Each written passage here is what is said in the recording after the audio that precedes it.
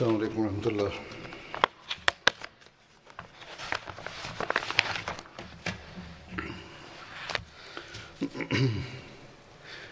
أشهد أن لا إله إلا الله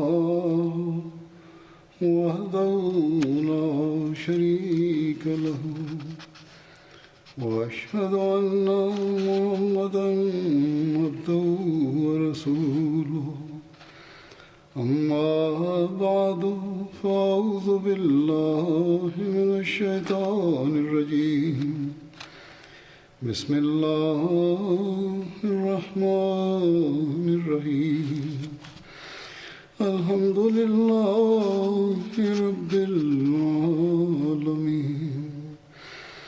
الرحمن الرحيم مالك يوم الدين إياك نعبد وإياك نستعين اهدنا الصراط المستقيم صراط الذين أنعمت عليهم غير المغضوب عليهم ولا الضالين.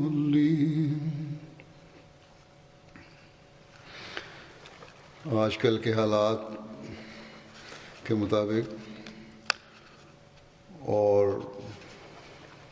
جو قانون یہاں کی حکومت نے بنایا ہے اس کے مطابق باقاعدہ لوگوں کو سامنے بٹھا کے مقتدی سامنے بیٹھے ہوں، سننے والے سامنے بیٹھے ہوں، خطبہ نہیں دیا جا سکتا، اور قانون کے دائرے میں رہتے ہوئے جتنی جس حد تک اجازت ہے اس کے مطابق آج یہاں انتظام کیا گیا ہے مسجد سے میں خطبہ دوں، کیونکہ دنیا میں بہرحال اس وقت خطبہ سننے والے ہزاروں لاکھوں ہیں، چاہے مسجد میں میرے سامنے اس وقت کوئی ہو یا نہ ہو. یہ وحدت قائم رکھنے کی ہمیں ہمیشہ کوشش کرنی چاہیے اور دعا بھی کرتے رہنا چاہیے. اللہ تعالیٰ حالات کی بہتر کرے، اس وبا کو بھی دور کرے، اور پھر دوبارہ اسی طرح مسجد کی رونقیں واپس بھی آ جائیں. اب میں خطبے کا جو موضوع ہے اس کو شروع کرتا ہوں. حضرت طلحہ بن عبید اللہ کا ذکر 2 جمعے پہلے کے خطبے میں بیان ہوا تھا یا ہو رہا تھا. ان کی شہادت جو جنگ جمل میں ہوئی تھی اس کے حوالے سے میں نے کہا تھا کہ آئندہ بیان کروں گا، سو آج اس بارے میں بتاؤں گا. اس میں جنگ جمل کے بارے میں اٹھنے والے سوالات، بعض سوالات ہیں ان کے بھی کچھ حد تک جواب مل جاتے ہیں. حضرت عمر نے اپنی وفات سے قبل خلافت کی بابت ایک کمیٹی تشکیل دی تھی.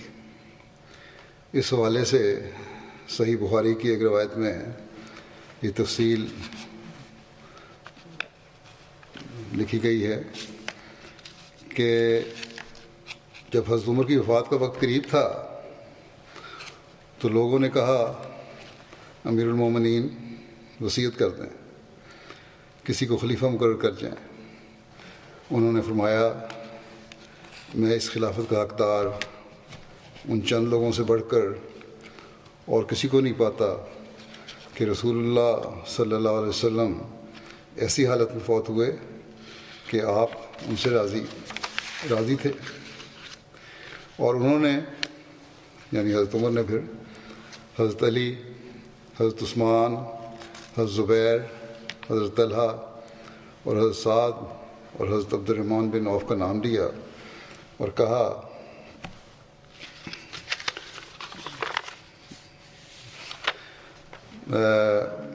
کہ عبداللہ بن عمر تمہارے ساتھ شریک رہے گا اور اس خلافت میں اس کا کوئی حق نہیں ہے. گویا یہ بات عبداللہ کو تسلی دینے کے لیے کہی ہے.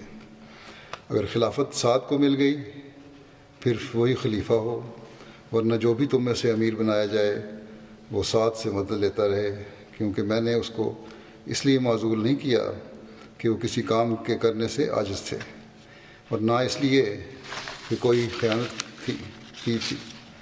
نیز فرمایا، میں اس خلیفہ کو جو میرے بعد ہوگا پہلے مہاجرین کے بارے میں وصیت کرتا ہوں کہ وہ ان کے حقوق ان کے لیے اور ان کی عزت حقوق کے لیے اور ان کی عزت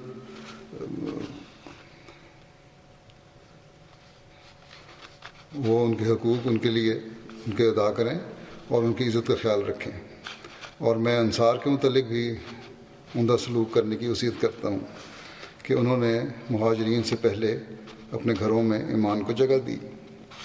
جو ان میں سے کام کرنے والا ہو اسے قبول کیا جائے، اور میں سارے شہر کے باشندوں کے ساتھ عمدہ سلوک کرنے کی اس کو وصیت کرتا ہوں، کیونکہ وہ اسلام کے پشت پناہ ہیں اور مال کے محسن ہیں، اور دشمن کے اکڑنے کا موجب ہیں، اور یہ کہ ان کی رضامندی سے ان سے وہی لیا جائے جو ان کی ضرورتوں سے بچ جائے، اور میں اس کو بدوی عربوں کے ساتھ نیک سلوک کرنے کی وصیت کرتا ہوں، کیونکہ وہ عربوں کی جڑ ہیں اور اسلام کا مادہ ہیں۔ یہ کہ ان کے ایسے مالوں سے لیا جائے جو ان کے کام کے نہ ہوں، اور پھر انہی کے محتاجوں کو دے دیا جائے، اور میں اس کو اللہ کے ذمہ اور اس کے رسول صلی اللہ علیہ وسلم کے ذمہ کرتا ہوں۔ جن لوگوں سے عہد لیا گیا ہو ان کا عہد ان کے لیے پورا کیا جائے، اور ان کی حفاظت کے لیے ان سے مدافعت کی جائے، اور ان سے بھی اتنا ہی لیا جائے جتنا ان کی طاقت ہو۔ جب آپ فوت ہو گئے تو ہم ان کو لے کر نکلے اور پیدل چلنے لگے، تو حضرت عبداللہ بن عمر نے حضرت عائشہ کو السلام علیکم کہا اور کہا عمر بن خطاب اجازت مانگتے ہیں۔ انہوں نے کہا اندر ان کو اندر لے آؤ۔ چنانچہ ان کو اندر لے گئے اور وہاں ان کے دونوں ساتھیوں کے ساتھ رکھ دیے گئے۔ جب ان کی تدفین سے فراغت ہوئی تو وہ آدمی جمع ہوئے جن کا نام حضرت عمر نے لیا تھا۔ حضرت عبد الرحمن بن عوف نے کہا، اپنا معاملہ اپنے میں سے 3 آدمیوں کے سپرد کر دو۔ حضرت زبیر نے کہا، میں نے اپنا اختیار حضرت عبد الرحمن بن عوف کو دیا۔ حضرت عبد الرحمن نے حضرت علی اور حضرت عثمان سے کہا، آپ دونوں میں جو بھی اس امر سے دستبردار ہوگا ہم اسی کے حوالے اس معاملے کو کر دیں گے، اور اللہ اور اسلام اس کا نگران ہوں۔ ان میں اسی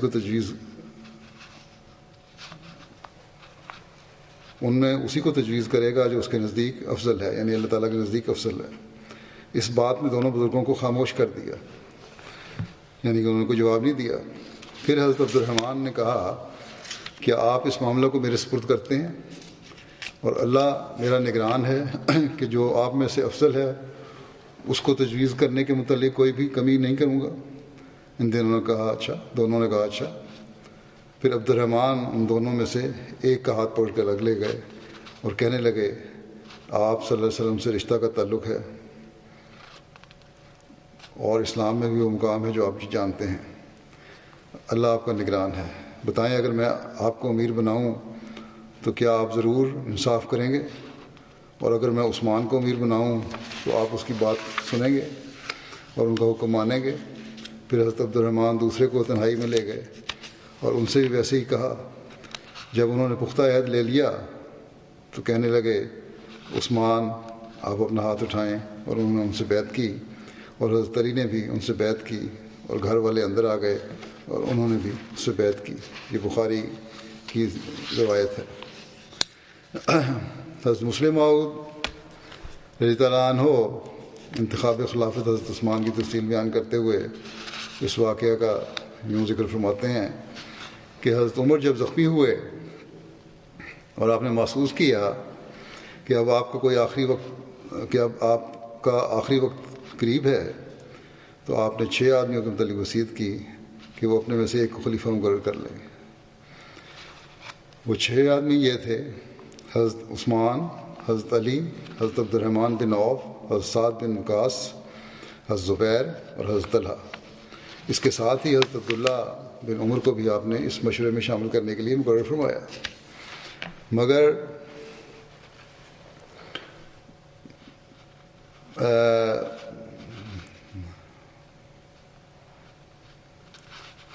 خلافت کا حقدار قرار نہ دیا اور وصیت کی کہ یہ سب لوگ 3 دن میں فیصلہ کریں، اور 3 دن کے لیے صہیب کو امام الصلاۃ مقرر کیا اور مشورہ کی نگرانی مقداد بن اسود کے سپرد کی، اور انہوں نے ہدایت کی کہ وہ سب کو ایک جگہ جمع کر کے فیصلہ کرنے پر مجبور کریں اور خود تلوار لے کر دروازے پر پہرا دیتے رہیں، اور فرمایا کہ جس پر کثرت رائے سے اتفاق ہو سب لوگ اس کی بیعت کریں، اور اگر کوئی انکار کرے تو اسے قتل کر دو، لیکن اگر دونوں طرف 3 ہو جائیں تو عبداللہ بن عمر ان میں سے جس کو تجویز کریں وہ خلیفہ ہو، اگر اس فیصلے پر وہ راضی نہ ہوں تو جس طرف عبد الرحمن بن عوف ہوں وہ خلیفہ ہو۔ آخر پانچوں اصحاب نے مشورہ کیا، کیونکہ طلحہ اس وقت مدینے میں نہ تھے، مگر کوئی نتیجہ برآمد نہ ہوا۔ بہت لمبی بحث کے بعد حضرت عبد الرحمن بن عوف نے کہا کہ اچھا، جو شخص اپنا نام واپس لینا چاہتا ہے وہ بولے۔ جب سب خاموش رہے تو حضرت عبد الرحمن بن عوف نے کہا کہ سب سے پہلے میں اپنا نام واپس لیتا ہوں۔ پھر حضرت عثمان نے کہا، پھر باقی 2 نے۔ حضرت علی خاموش رہے۔ آخر انہوں نے حضرت عبد الرحمن بن عوف سے عہد لیا کہ وہ فیصلہ کرنے میں کوئی رعایت نہیں کریں گے، یعنی حضرت عبد الرحمن بن عوف کوئی رعایت نہیں کریں گے فیصلے میں۔ انہوں نے عہد کیا اور سب کام حضرت عبد الرحمن بن عوف کے سپرد ہو گیا۔ حضرت عبد الرحمن بن عوف 3 دن مدینے کے گھر گھر گئے اور مردوں اور عورتوں سے پوچھا کہ ان کی رائے کس شخص کی خلافت کے حق میں ہے۔ سب نے یہی کہا کہ انہیں حضرت عثمان کی خلافت منظور ہے۔ چنانچہ انہوں نے حضرت عثمان کے حق میں اپنا فیصلہ دے دیا اور وہ خلیفہ ہو گئے۔ یہ مسلم موعود کا بیان ہے تاریخوں کے حوالے سے۔ فتح الباری شرح صحیح بخاری میں لکھا ہے کہ حضرت طلحہ حضرت عمر کی وصیت کے وقت حاضر نہ تھے۔ یہ ممکن ہے کہ وہ اس وقت حاضر ہوئے جب حضرت عمر کی وفات ہو چکی تھی۔ یہ بھی کہا جاتا ہے کہ اس وقت حاضر ہوئے جب مشاورت ختم ہو گئی تھی۔ ایک روایت کے مطابق جسے زیادہ درست قرار دیا گیا ہے وہ حضرت عثمان کی بیعت کے بعد حاضر ہوئے تھے۔ بہرحال حضرت عثمان خلیفہ منتخب ہوئے اور پھر یہ نظام معمول پر آنے لگا۔ جب حضرت عثمان شہید ہوئے تو تمام لوگ حضرت علی کی طرف دوڑتے ہوئے آئے، جن میں صحابہ اور اس کے علاوہ تابعین بھی شامل تھے۔ وہ سب یہی کہہ رہے تھے کہ علی امیر المومنین ہیں، یہاں تک کہ وہ آپ کے گھر حاضر ہو گئے۔ پھر انہوں نے کہا کہ ہم آپ کی بیعت کرتے ہیں، بس آپ اپنا ہاتھ بڑھائیے، کیونکہ آپ اس کے سب سے زیادہ حقدار ہیں۔ اس پر حضرت علی نے فرمایا، یہ تمہارا کام نہیں ہے، بلکہ یہ اصحاب بدر کا کام ہے۔ جس کے بارے میں اصحاب بدر راضی ہوں تو وہ خلیفہ ہوگا۔ بس وہ سب اصحاب بدر حضرت علی کی خدمت میں حاضر ہوئے۔ پھر انہوں نے عرض کی، ہم کسی کو آپ سے زیادہ اس کا حقدار نہیں دیکھتے، بس اپنا ہاتھ بڑھائیں کہ ہم آپ کی بیعت کریں۔ آپ نے فرمایا، طلحہ اور زبیر کہاں ہیں؟ سب سے پہلے آپ کی زبانی بیعت حضرت طلحہ نے کی اور دستی بیعت حضرت سعد نے کی۔ جب حضرت علی نے یہ دیکھا تو مسجد گئے اور ممبر پر چڑھے۔ سب سے پہلا شخص جو آپ کے پاس اوپر آیا اور انہوں نے بیعت کی وہ حضرت طلحہ تھے۔ اس کے بعد حضرت زبیر اور باقی اصحاب نے حضرت علی کی بیعت کی۔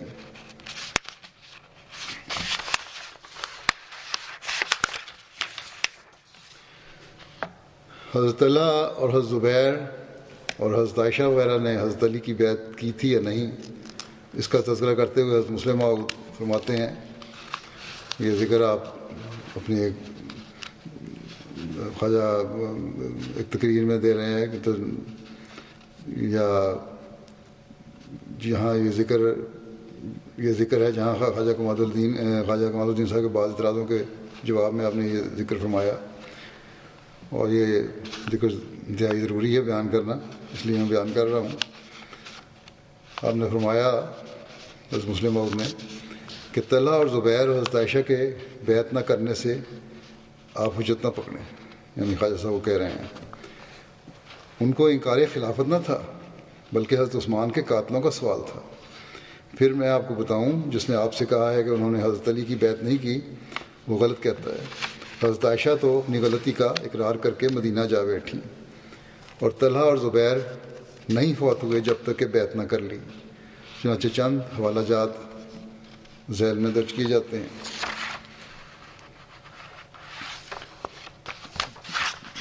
خصائص کبریٰ کا جلد ثانی کا حوالہ ہے۔ حاکم نے روایت کی ہے کہ عربی سا ہے، میں چھوڑتا ہوں، ترجمہ پڑھ دیتا ہوں۔ حاکم نے روایت کی ہے کہ ثور بن مجزا نے مجھ سے ذکر کیا کہ میں واقعہ جمل کے دن حضرت طلحہ کے پاس سے گزرا۔ اس وقت ان کی نزع کی حالت قریب تھی۔ مجھ سے پوچھنے لگے کہ تم کون سے گروہ میں سے ہو؟ میں نے کہا حضرت امیر المومنین علی کی جماعت میں سے ہوں۔ تو کہنے لگے اچھا اپنا ہاتھ بڑھاؤ تاکہ میں تمہارے ہاتھ پر بیعت کر لوں۔ چنانچہ انہوں نے میرے ہاتھ پر بیعت کی اور پھر جان بحق تسلیم کر گئے۔ میں نے آ کر حضرت علی سے تمام واقعہ عرض کر دیا۔ آپ سن کر کہنے لگے اللہ اکبر، خدا کے رسول کی بات کیا سچی ثابت ہوئی۔ اللہ تعالیٰ نے یہی چاہا کہ طلحہ میری بیعت کے بغیر جنت میں نہ جائے۔ آپ عشرہ مبشرہ میں سے تھے۔ حضرت عائشہ کے پاس ایک دفعہ واقعہ جمل مذکور ہوا، ذکر ہوا، تو کہنے لگیں کیا لوگ واقعہ جمل کا ذکر کرتے ہیں؟ کسی ایک نے کہا جی اسی کا ذکر کیا ہے۔ کہنے لگیں کہ کاش جس طرح اور لوگ اس روز بیٹھے رہے میں بھی بیٹھی رہتی۔ اس بات کی تمنا مجھے اس سے بھی کہیں بڑھ کر ہے کہ میں حضرت صلی اللہ علیہ وسلم سے 10 بچے جنتی، جن میں سے ہر بچہ عبد الرحمن بن حارث بن حشام جیسا ہوتا۔ پھر اگلا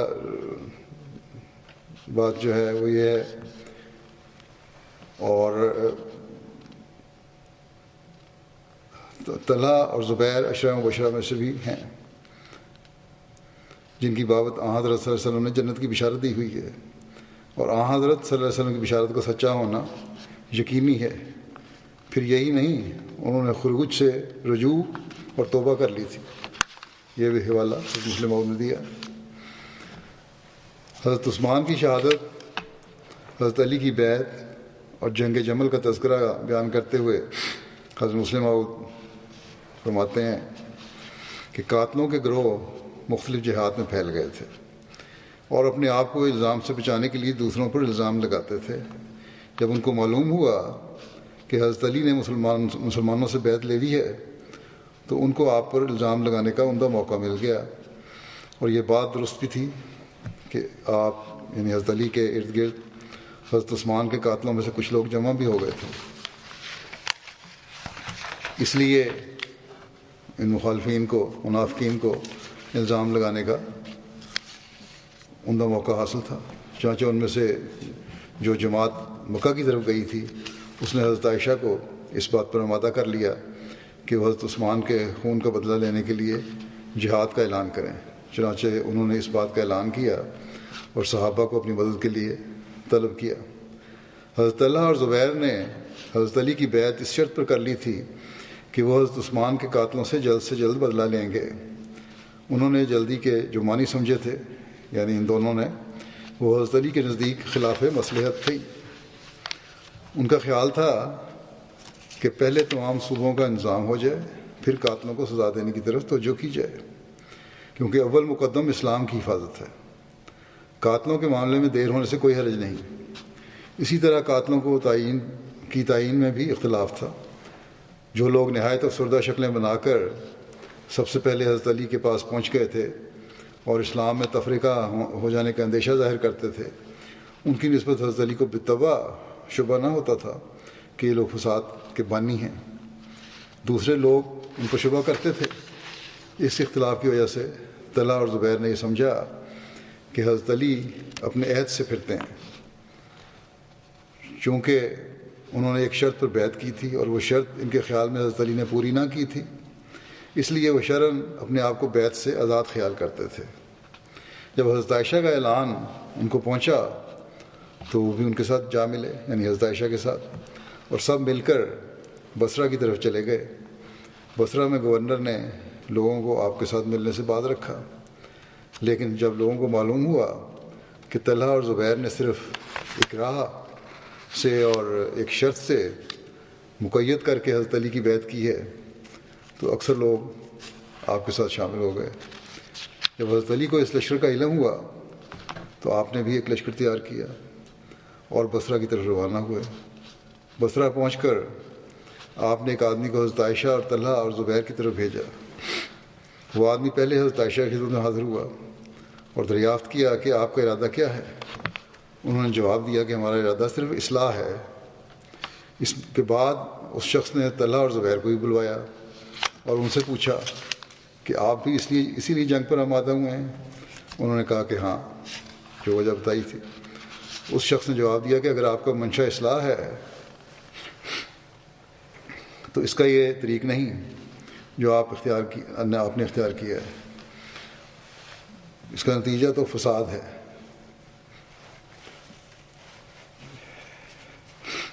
اس وقت ملک کی ایسی حالت ہے کہ اگر ایک شخص کو آپ قتل کریں گے تو 1000 اس کی تائید میں کھڑے ہو جائیں گے اور اس کا مقابلہ کریں گے، تو اور بھی زیادہ لوگ ان کی مدد کے لیے کھڑے ہو جائیں گے۔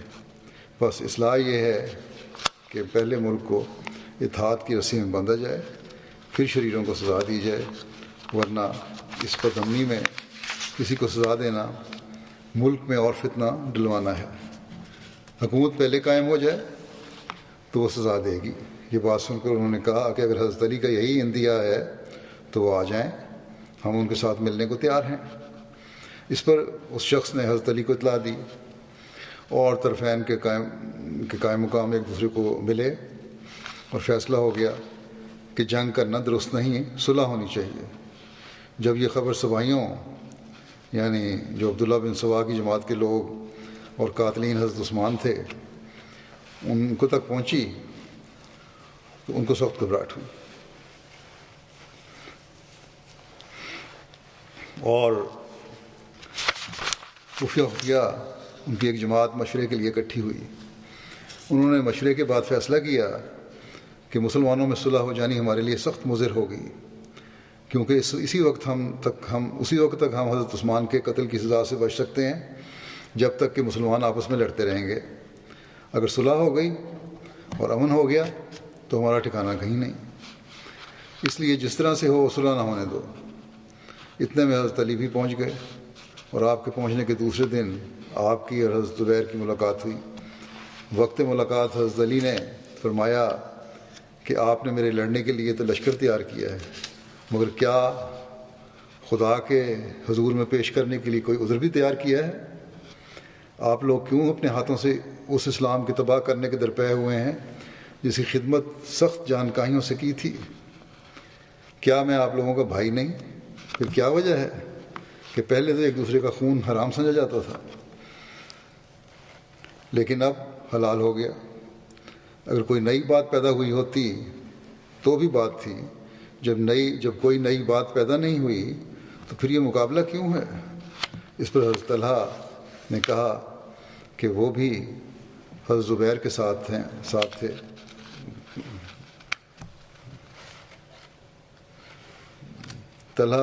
اس پر حضرت طلحہ نے کہا جو حضرت زبیر کے ساتھ تھے کہ آپ نے حضرت عثمان کے قتل پر لوگوں کو اکسایا ہے۔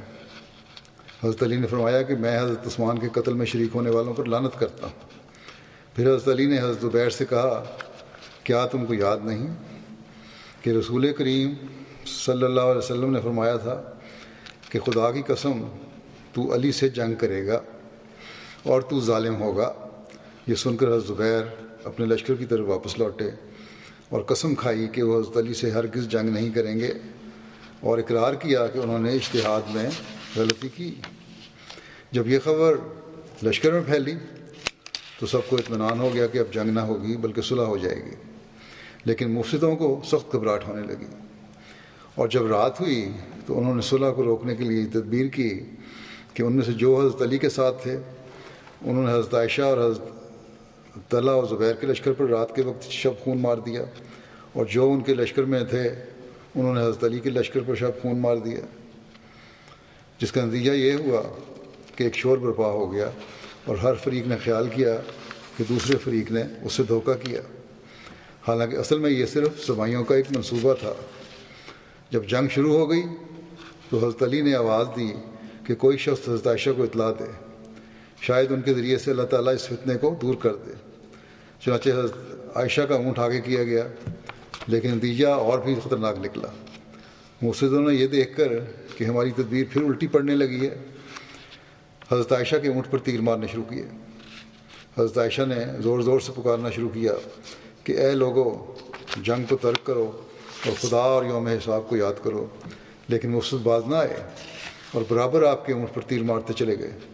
چونکہ اہل بصرہ اس لشکر کے ساتھ تھے جو حضرت عائشہ کے ارد گرد جمع ہوا تھا، ان کو یہ بات دیکھ کر سخت طیش آیا اور ام المومنین کی یہ گستاخی دیکھ کر ان کے غصے کی کوئی حد نہیں رہی اور تلواریں کھینچ کر لشکر مخالف پر حملہ آور ہو گئے۔ تلواریں کھینچ کر لشکر مخالف پر حملہ آور ہو گئے، اور اب یہ حال ہو گیا کہ حضرت عائشہ کا اونٹ جنگ کا مرکز بن گیا۔ صحابہ اور بڑے بڑے بہادر اس کے ارد گرد جمع ہو گئے اور ایک کے بعد ایک قتل ہونا شروع ہوا، لیکن اونٹ کی باغ انہوں نے نہ چھوڑی۔ حضرت زبیر تو جنگ میں شامل ہی نہ ہوئے اور ایک طرف نکل گئے، مگر ایک شقی نے ان کے پیچھے سے جا کر اس حالت میں کہ وہ نماز پڑھ رہے تھے ان کو شہید کر دیا۔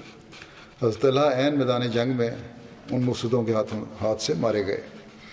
جب جنگ تیز ہو گئی تو یہ دیکھ کر کہ اس وقت تک جنگ ختم نہ ہوگی جب تک حضرت عائشہ کو درمیان سے نہ ہٹایا جائے، بعض لوگوں نے آپ کے اونٹ کے پاؤں کاٹ دیے اور ہودج اتار کر زمین پر رکھ دیا، تب کہیں جا کر جنگ ختم ہوئی۔ اس واقعہ کو دیکھ کر حضرت علی کا چہرہ ہمارے رنج کے سرخ ہو گیا، لیکن یہ جو کچھ ہوا اسے چارہ بھی نہ تھا۔ جنگ کے ختم ہونے پر جب مقتولین میں حضرت طلحہ کی نعش ملی تو حضرت علی نے سخت افسوس کیا۔ ان تمام واقعات سے صاف ظاہر ہو جاتا ہے کہ اس لڑائی میں صحابہ کا ہرگز کوئی دخل نہ تھا، بلکہ یہ شرارت بھی قاتلان عثمان کی ہی تھی۔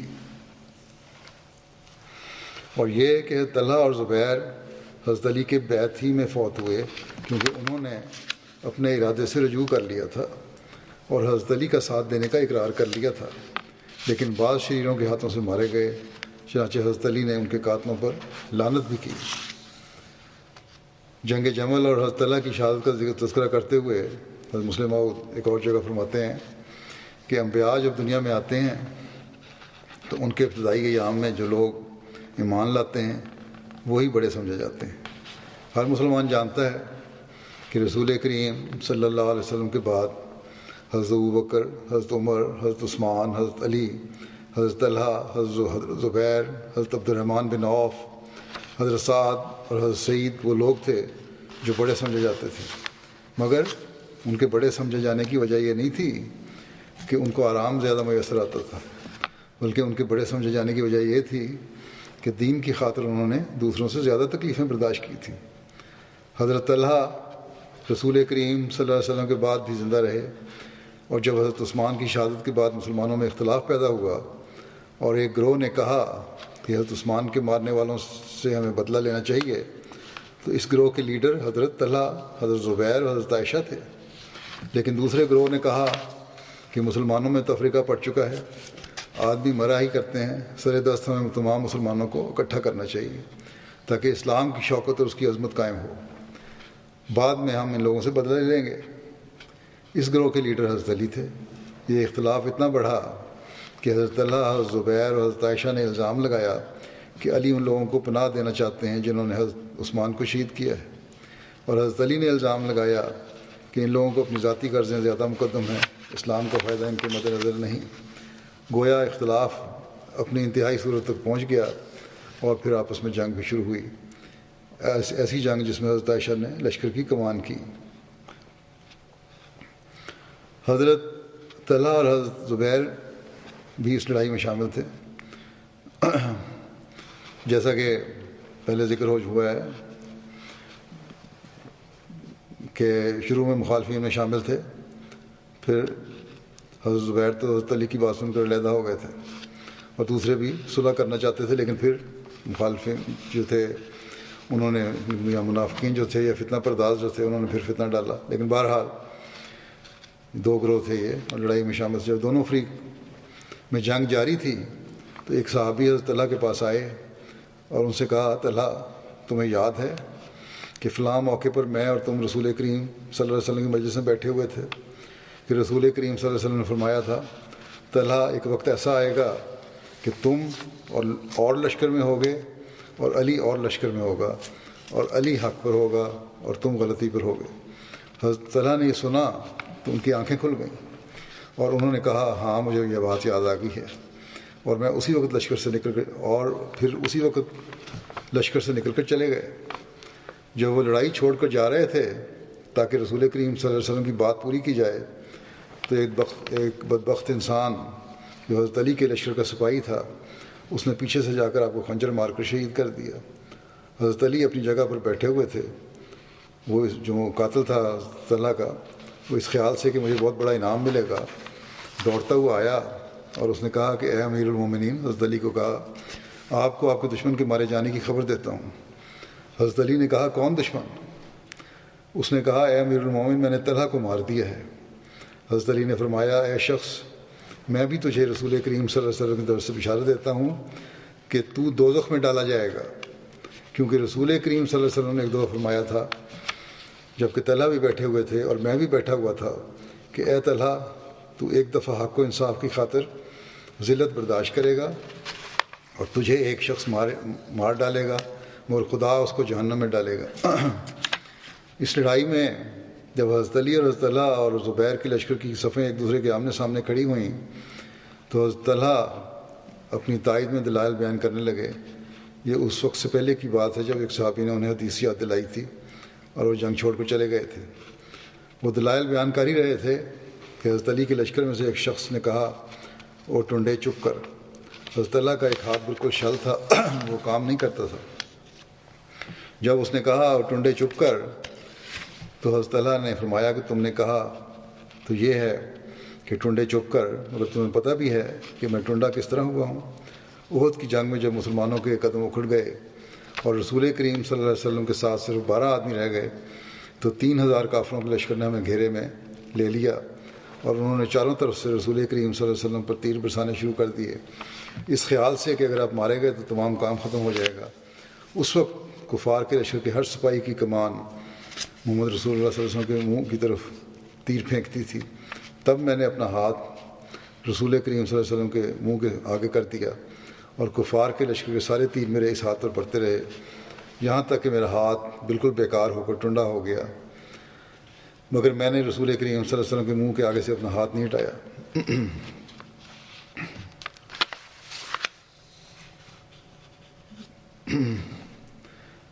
جنگ جمل کے موقع پر پھر اور جگہ اللہ تعالیٰ کے ذکر کرتے ہوئے مسلم محترم آتے ہیں.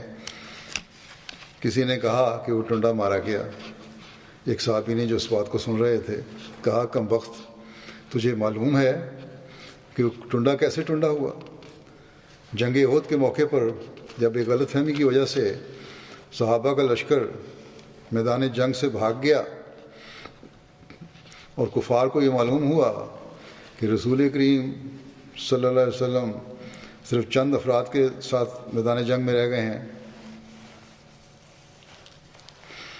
تو قریباً 3000 کافروں کا لشکر آپ پر چاروں طرف سے امڑ آیا اور سینکڑوں تیر اندازوں نے کمانیں اٹھا لیں اور اپنے تیروں کا نشانہ رسول کریم صلی اللہ علیہ وسلم کے منہ کو بنا لیا تاکہ تیروں کی بچھاڑ سے اس کو چھید ڈالیں. اس وقت وہ شخص جس نے رسول کریم صلی اللہ علیہ وسلم کے چہرے مبارک کی حفاظت کے لیے اپنے آپ کو کھڑا کیا وہ طلحہ تھا.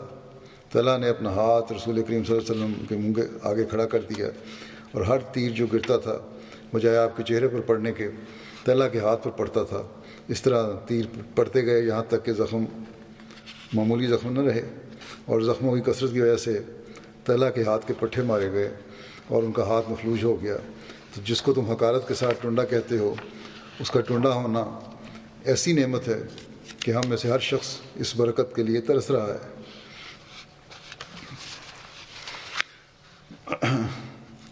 ربی بن حراش سے مروی ہے کہ میں حضرت علی کے پاس بیٹھا ہوا تھا کہ عمران بن طلحہ آئے، انہوں نے حضرت علی کو سلام کیا. حضرت علی نے ان کو کہا مرحبا عمران بن طلحہ، مرحبا. عمران بن طلحہ نے کہا اے امیر المومنین، آپ مجھے مرحبا کہتے ہیں حالانکہ آپ نے میرے والد کو قتل کیا اور میرا مال لے لیا. حضرت علی نے کہا تمہارا مال تو بیت المال میں الگ پڑا ہوا ہے، صبح کو اپنا مال لے جانا. ایک روایت میں ہے کہ آپ نے فرمایا میں نے اسے اپنے تصرف میں اس لیے لے لیا تھا کہ لوگ اسے اچک نہ لے نہ جائیں کہیں.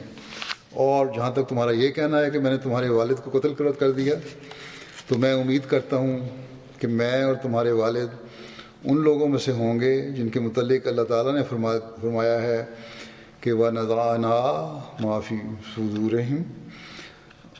صُدُورِهِم مِّن غِلٍّ إِخْوَانًا عَلَىٰ سُرُرٍ مُتَقَابِلِينَ. اور ہم ان کے دلوں سے جو بھی کینے ہیں نکال باہر کریں گے، بھائی بھائی بنتے ہوئے تختوں پر آمنے سامنے بیٹھے ہوں گے.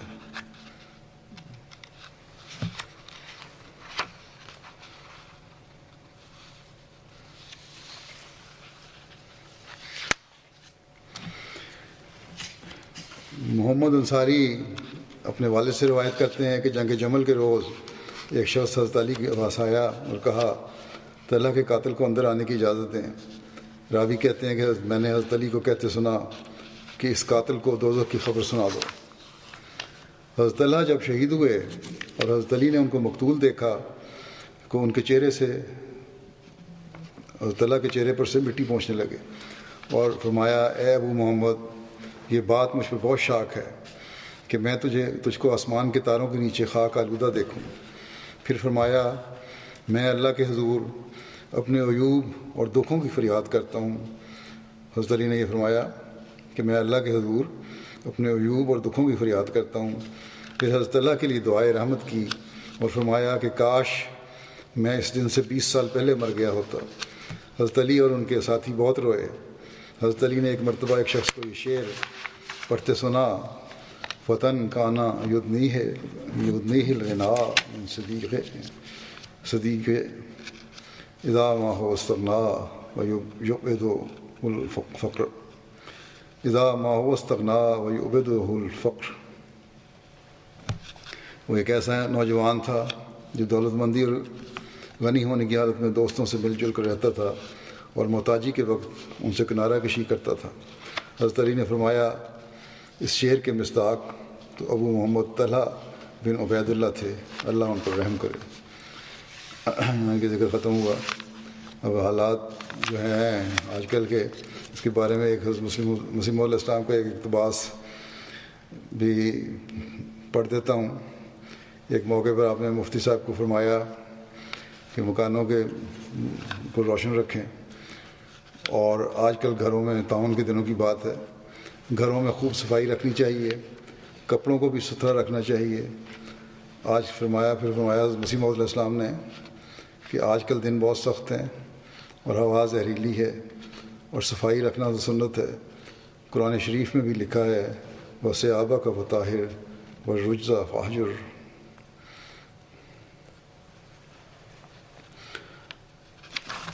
پھر ایک موقع پر فرمایا وہ لوگ جن کے شہروں میں اور دیہات میں تعاون کے شدت کے ساتھ پھیل گیا ہے اپنے شہروں سے دوسری جگہ نہ جائیں، اپنے مکانوں کی صفائی کریں اور انہیں گرم رکھیں اور ضروری تدابیر حفظ ما تقدم کے عمل میں لائیں. اور سب سے بڑھ کر یہ کہ سچی توبہ کریں، پاک تبدیلی کر کے خدا تعالیٰ سے صلح کریں، راتوں کو اٹھ کر تہجد میں دعائیں مانگیں. پھر آپ نے فرمایا کہ اپنی حالت کی سچی تبدیلی ہی خدا کے اس عذاب سے بچا سکے گی. وَلَنِعْمَ مَا قِيلَ. اللہ تعالیٰ ہر احمدی کو توفیق دے کہ وہ ان دنوں میں خاص طور پر دعاؤں پر زور دے، حکومت کی ہدایات پر عمل بھی کریں، گھروں کو بھی صاف رکھیں، دھونی بھی دینی چاہیے، ڈیٹول وغیرہ کے سپرے بھی کرتے رہیں، وہ مل جاتے ہیں. اللہ تعالیٰ سب پر فضل فرمائے اور رحم فرمائے. بہرحال خاص طور پر ان دنوں میں دعاؤں پر خاص زور دیں. اللہ سب کو اس کی توفیق دے.